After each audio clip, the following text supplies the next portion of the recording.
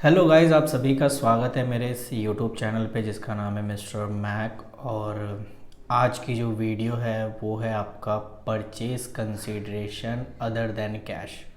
अब इसका मतलब क्या होता है तो एक बार आप इसको थोड़ा सा डिटेल में आप देख सकते हैं। मैं तो उसको क्लियर कर देता हूँ कि परचेज कंसीडरेशन का मतलब सिंपल सा होता है कि सपोज़ करिए कि कंपनी है।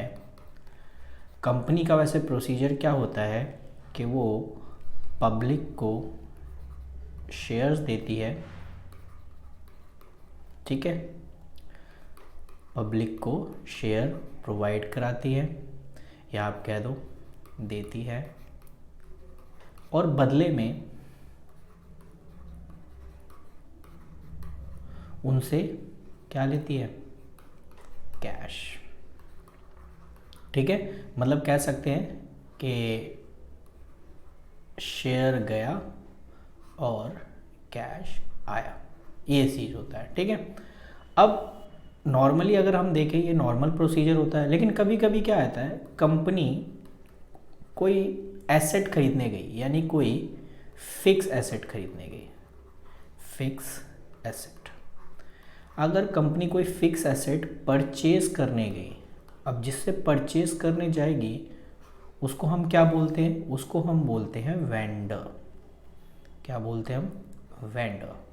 वेंडर वो व्यक्ति होता है जो सेलर एक तरीके से, जो कंपनी को फिक्स एसेट बेचता है, ठीक है। अब आप बताइए कि अगर कंपनी, ये जो कंपनी है ये, अगर ये वेंडर के पास यानी किसी सेलर पे के पास अगर फिक्स एसेट खरीदने जाएगी तो ये कैश पे करना पड़ेगा।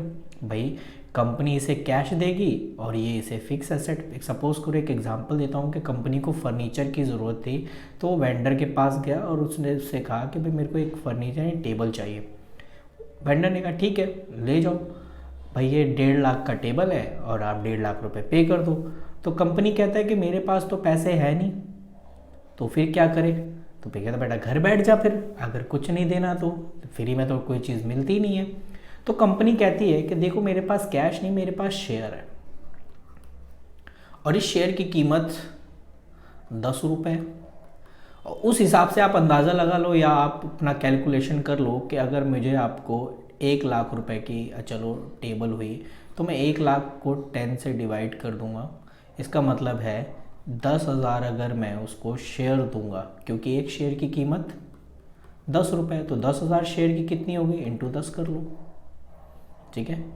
तो ये कितना हो गया? 1 लाख रुपए। यानी मैं उसे अगर 10,000 शेयर दूंगा और मैं उससे ये कहूँगा देख भाई मैं तेरे को शेयर दे रहा हूँ, इस शेयर की कीमत मार्केट में बहुत ज़्यादा है, ठीक है, और अभी मैं तेरे को बेच रहा हूँ, देख ले, तो तू लखपति बनने वाला है फ्यूचर में। मेरी कंपनी जब प्रॉफिट कमाएगी ना तो तुझे भी मिलेगा। तो इस तरीके से वेंडर के अंदर एक लालच आ जाता है और कहता है भाई ठीक है भाई, ठीक है कोई बात नहीं, तुम मुझे शेयर दो, मैं तुझे फर्नीचर दे दूंगा। तो यहाँ जो ट्रांजैक्शन हुआ इसी को कहते हैं purchase consideration other than cash. के मतलब यहाँ तो परचेज जो हुआ है ना वो कैश के बदले हुआ है, कैश को छोड़कर हुआ है। तो कैश के बदले हमने क्या दिया है? शेयर। तो इसीलिए इस टॉपिक का नाम जो है वो है issue of share consideration other than cash. जो हमने जो शेयर इशू किया है कंसीडरेशन के टाइम, कंसीडरेशन मतलब समथिंग, यानी आप जो भी पेमेंट वगैरह कर रहे हो उस समय कैश ना दे के हमने अदर देन कैश का मतलब कैश के बदले कुछ और चीज़ दी, यानी शेयर वगैरह, ठीक है। तो इसको हम किस तरीके से सॉल्व कर सकते हैं, इसका पहले तो आपको इसकी जर्नल एंट्री पता होनी चाहिए। जर्नल एंट्री के लिए आप इस तरीके से देख सकते हो, इसकी जो जर्नल एंट्री है, अभी आपने क्या किया? वेंडर से एसेट खरीदा, तो एंट्री क्या करनी है आपने?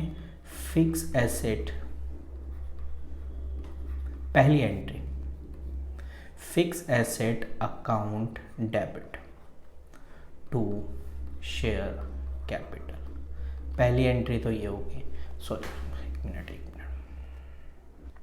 वो आपकी कंबाइन एंट्री थी, मैं 1 बाय 1 करवा रहा हूँ तो इसलिए कि आपने फिक्स एसेट खरीदा, किससे खरीदा? वेंडर से, तो टू वेंडर, ठीक है।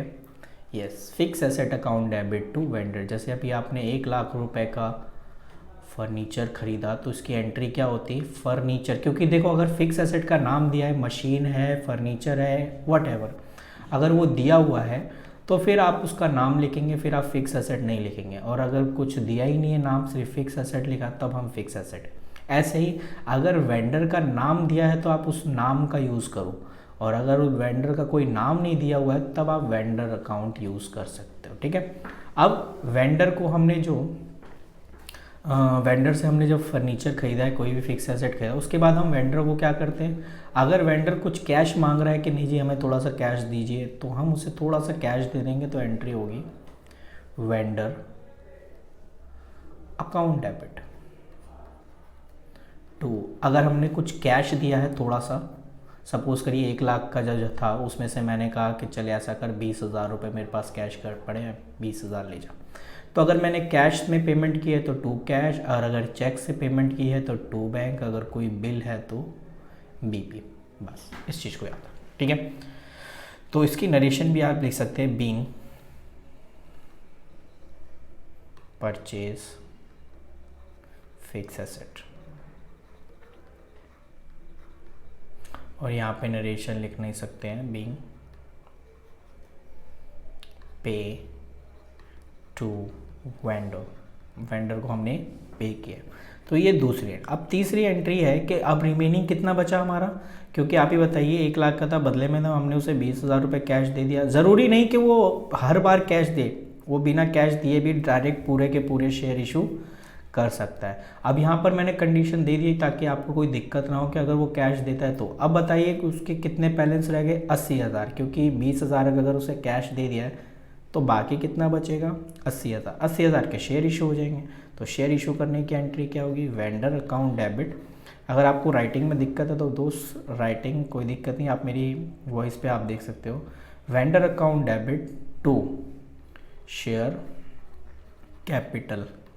अगर मैं 10 रुपये यानी एट पार, जिसे इसे बोलते हैं एट पार, यानी फेस वैल्यू पे अगर मैं इसे इशू कर रहा हूँ तो ये एंट्री करनी है। किस पे इशू कर रहा हूँ, फेस वैल्यू पे। और वो कैसे निकालेंगे, तो इस केस में जब हम नंबर ऑफ शेयर निकालेंगे, तो 80,000 की पेमेंट करनी है, लेकिन सामने वाले को हमने कितने शेयर्स देने हैं ये भी आपको पता होना चाहिए, जिसके लिए हम फॉर्मूला लगाते हैं consideration amount divided by face value पे इशू कर रहे हैं तो फेस वैल्यू। अब कंसीडरेशन अमाउंट का मतलब क्या होता है कि अगर आपने 20,000 रुपये कैश दे दिए वेंडर को, तो अब वेंडर को कितने रुपये देने हैं, 80,000। और अगर मैंने वेंडर को पहले कोई कैश नहीं दिया तो 1 लाख लिखता, और डिवाइड बाय फेस वैल्यू कितना, 10। 1 0 से 1 0 काट दिया, यानी 8,000। यानी मैंने सामने वाले को 8,000 शेयर दिए और एक शेयर की कीमत 10 रुपये रखी, तो टोटल मिला के मैंने सामने वाले को 80,000 रुपये दिए। बोलो ये बात समझ में आई आपके? गुड, आई होप आपको समझ में आ गई होगी। तो ये पॉइंट था आपका परचेज कंसीडरेशन का। अब अगर इसे शेयर इशू होता है प्रीमियम पे तो क्या एंट्री होती है, उसकी एंट्री होती vendor account debit, vendor account debit to share capital and to security premium. अब आप देख लो यार, अगर तुम्हें समझ नहीं आ रही लेकिन मेरी बातें तो समझ में आ रही है ना, बस और कोई चीज़ नहीं चाहिए। रिजर्व।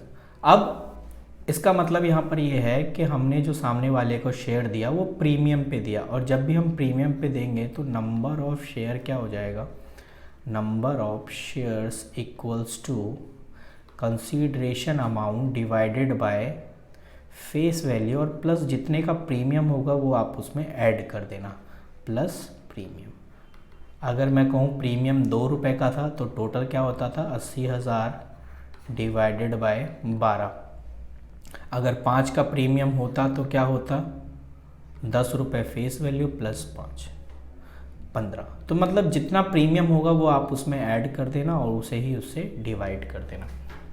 ये टॉपिक था जो मुझे आपको बताना था। और नंबर ऑफ़ शेयर आपको निकालना ही पड़ेगा भाई, क्योंकि आपको ये भी पता होना चाहिए कि सामने वाले को मैंने कितने के शेयर्स इशू किए हैं, ठीक है ना, कितने नंबर ऑफ़ शेयर मैंने इशू किए।